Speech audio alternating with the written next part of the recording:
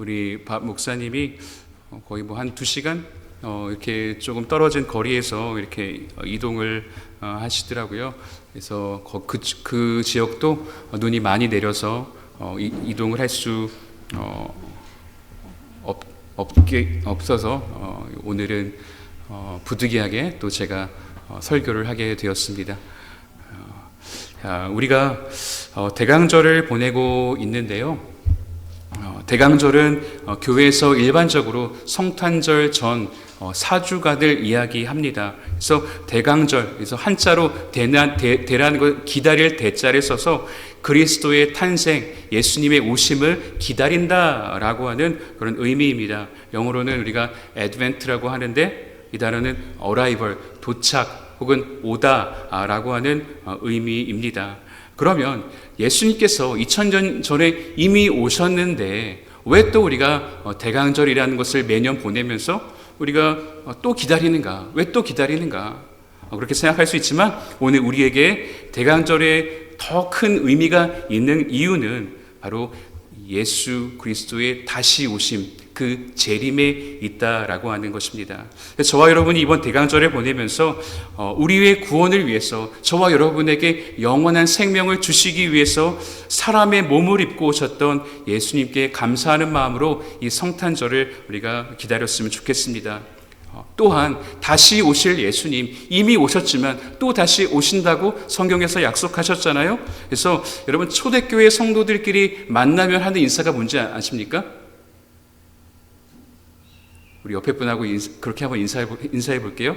자, 인사할 때 마라나타 이렇게 인사해 보겠습니다. 마라나타, 무슨 말인지 모르겠죠.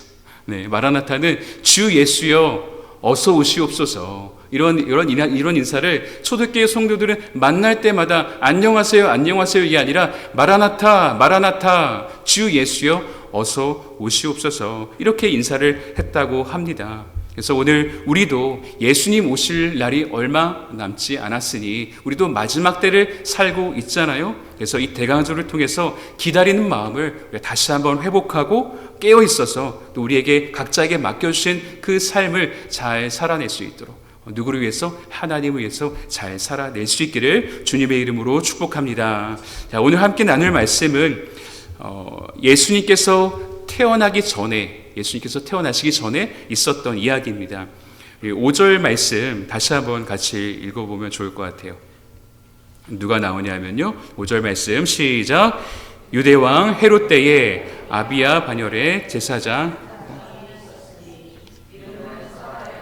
그 아내는 아론의 자손이니 이름은 엘리사벳이라. 아멘. 자, 예수님의 탄생을 준비하면서 성경이 세례 요한의 가정을 소개하는 거예요.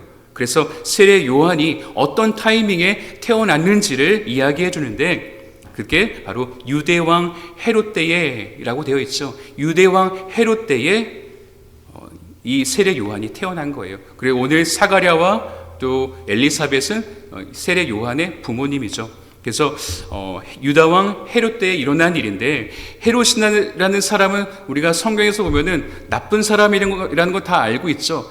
헤롯 왕이 그냥 4명의 다른 인물들이 나오는데 헤롯이라는 이름을 가지고 있는 왕들은 그냥 다 나쁜 사람이라고 보면 됩니다. 그런데 이 나쁜 왕들 중에서도 그 원조가 오늘 이야기하는 그 헤롯이에요. 그래서 이 헤롯 왕은 그야말로 폭군 중에 폭군이었습니다. 아내를 9이나 두었고 그 중에 하나는 별 이유 없이 그냥 처형해 버릴 정도로 굉장히 충동적이고 악질적인 그런 잔인한 인물이 오늘 여기서 나오는 바로 헤롯 왕이었습니다.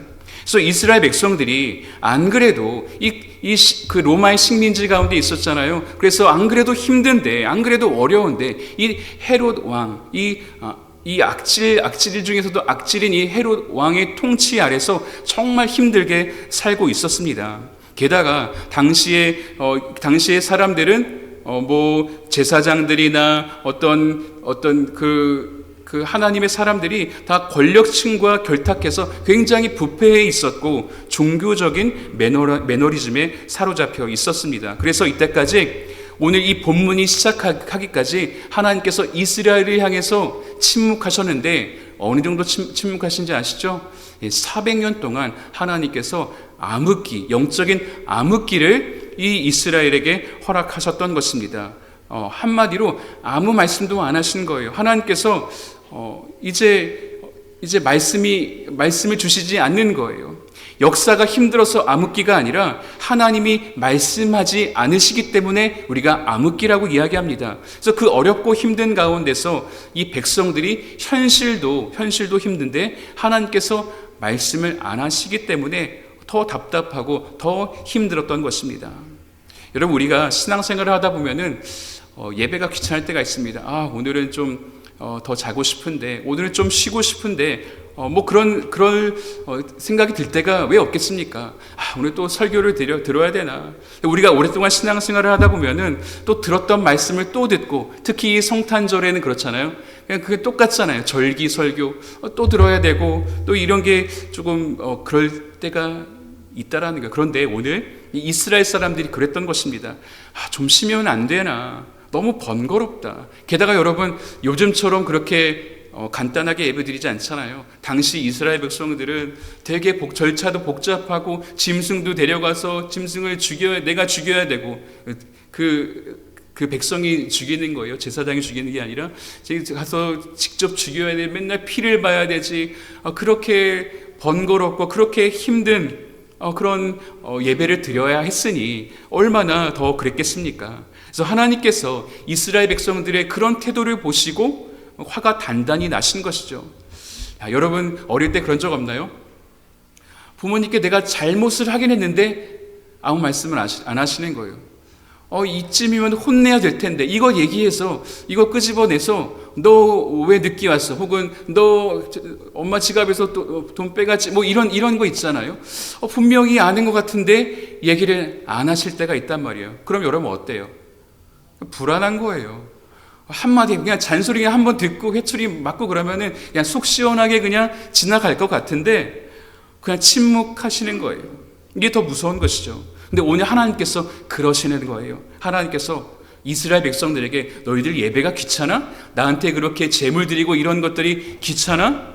그런 식으로 할 거면 차라리 예배 드리지 마라. 이런 식으로 하나님께서 그 다음에 말씀을 걷어버리신 것입니다.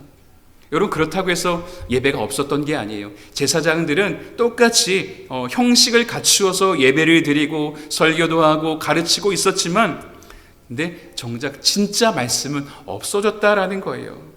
하나님께서 어떻게 보면 알매기를 쏙 빼버린 것 같은 그런 상태였다라는 것이죠. 그야말로 하나님이 빠진 종교 행위가 되어버린 것입니다. 그러니까 이 제사장들의 말씀에는 능력이 없어졌고 이 이스라엘 전체에 영적인 기근이 찾아오게 된 것입니다. 아모스 8장 11절 말씀에 보면은 이런 말씀이 있어요. 주 여호와께서 가라사대 보라 날이 이를지라 내가 기근을 땅에 보내리니, 하나님께서 말씀하시는 거예요. 이스라엘, 내가 기근을 땅에 보내리니 양식이 없어 주림이 아니며 물이 없어 가람이 아니요 여호와의 말씀을 듣지 못한 기갈이라. 하나님의 말씀이 없는 것이, 물이 없는 것보다, 양식이 없는 것보다, 배고픔과 그 목마름보다도 이 말씀이 없는 것 자체가 비극이다라는 것입니다. 오늘날 우리에게도 여러 가지 위기가 찾아옵니다. 똑같죠. 직장의 위기, 가정의 위기, 사업장의 위기, 나라의 위기. 우리가 마주하는 위기는 그냥 시대는 달라도 그냥 거의 비슷하잖아요. 그죠? 그런 위기, 여러 가지 위기가 있지만 진짜 위기가 뭐라고요? 하나님의 말씀을 듣지 못하는 것, 이것이 진짜 위기다라는 것입니다. 이제는 교회에서도 서서히 어떻게 보면 여호와의 말씀을 듣지 못하는 그런 기갈의 시대가 오고 있지 않나 하는 그런 위기의식이 생깁니다. 사실 우리가 삶이 아무리 힘들어도 하나님께서 나에게 말씀하고 계시면은 그러면 나에게 소망이 있는 거예요. 내 상황은 지금 문제의 한복판에 있을지라도 하나님께서 나에게 주시는 그 음성, 하나님이 주시는 그 은혜가 내 안에 있으면 살만한 거예요. 버틸만한 거예요. 힘이 생기는 거예요. 그래서 야단을 쳐도 하나님이 말씀하고 계시는 것이 좋은 것입니다. 대화의 채널이 열려있는 것이 좋은 거예요. 고난이 없으면 뭐라 그래요? 성경에서 사생자다. 우리한테 고난이 있는 것, 우리한테 힘듦이 있는 것 괜찮아요. 하나님 말씀해 주시면 괜찮다라는 거예요. 그러나 하나님이 침묵하신다? 그러면 여러분 소망이 없어지는 것입니다. 어떻게 보면은 우리의 삶에 별 문제는 없는 것 같아도 하나님의 말씀이 없다? 그러면 사람이 공허해지는 거예요. 소망이 없는 것입니다. 우리는 목자 잃은 양과 같이 갈 바를 알지 못하고 방황하게 되어 있습니다.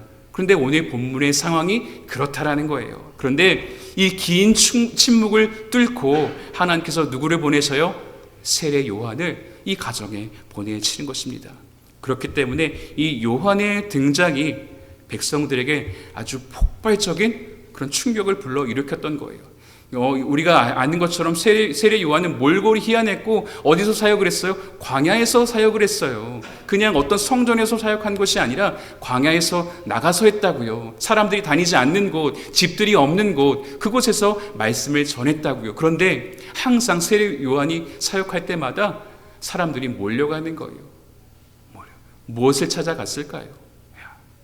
자, 그래서 하나님께서 이 침묵을 깨트리고 이 말씀을 이 가정에 주셨다는 것은 엄청나게 중요한 사건입니다. 그래서 이 요한의 부모인 제사장 사가랴와 엘리사벳, 이 사람이 처음 하나님 말씀을 들었는데 이 사람들은 어떤 사람이었는가? 오늘 그 부분을 한번 살펴보도록 하겠습니다.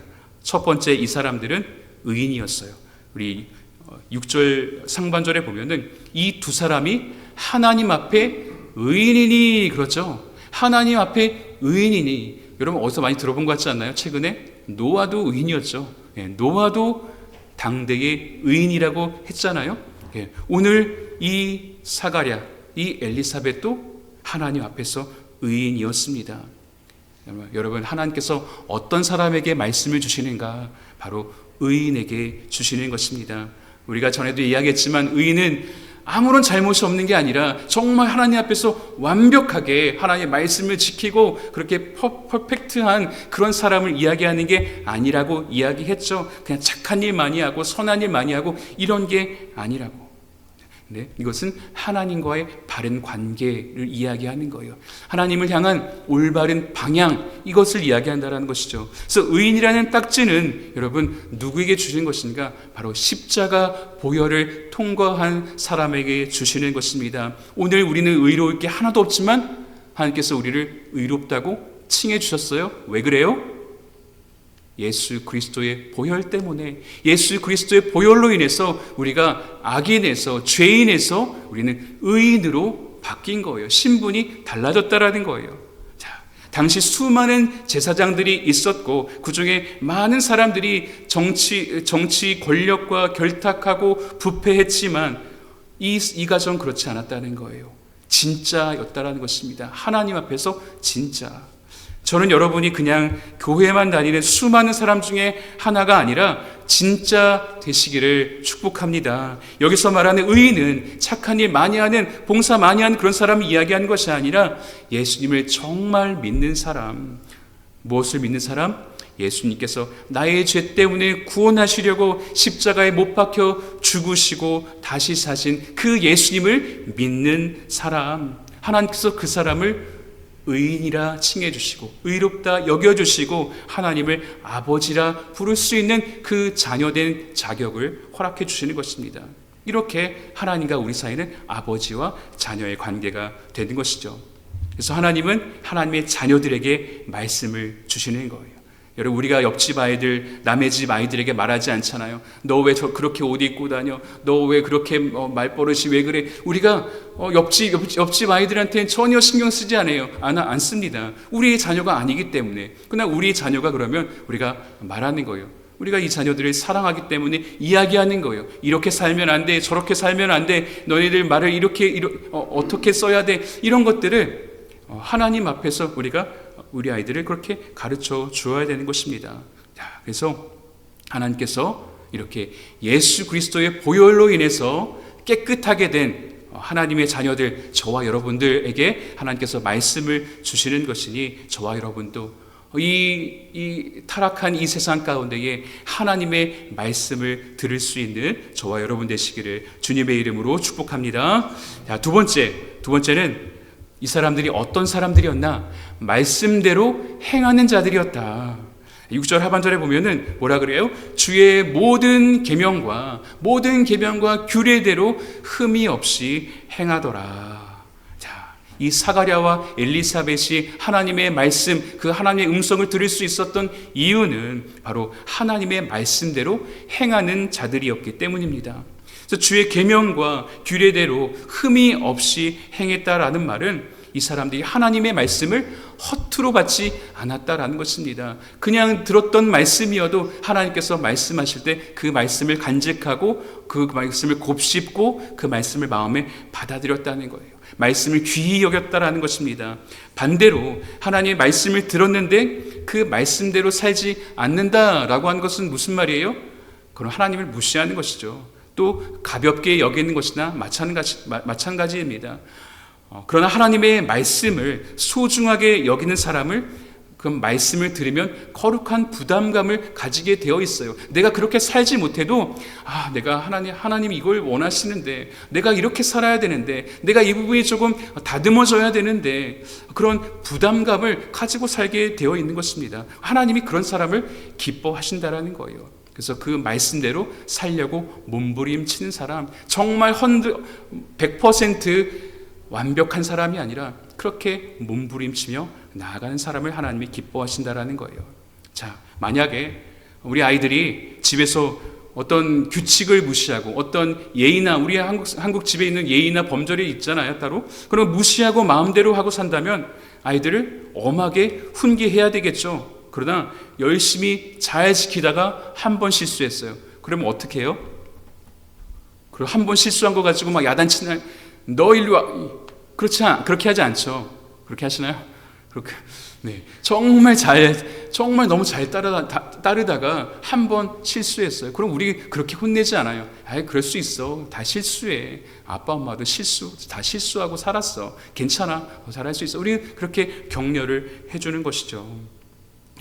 사랑하는 성도 여러분, 하나님의 말씀을 귀하게 여기며 살 수 있기를 바랍니다. 그래서 하나님께서 혹시 여러분이 하나님의 말씀을 듣는 가운데 또 묵상하는 가운데 깨닫게 해주시는 그런 말씀들이 있다면 그 말씀에 순종하는, 아니면 몸부림이라도 치는 저와 여러분 되시기를 주님의 이름으로 축원합니다. 자, 오늘 사가랴와 엘리사벳은 어떤 사람들이었냐? 하나님의 말씀을 듣고 그 말씀대로 살려고 몸부림치는 사람들이었습니다.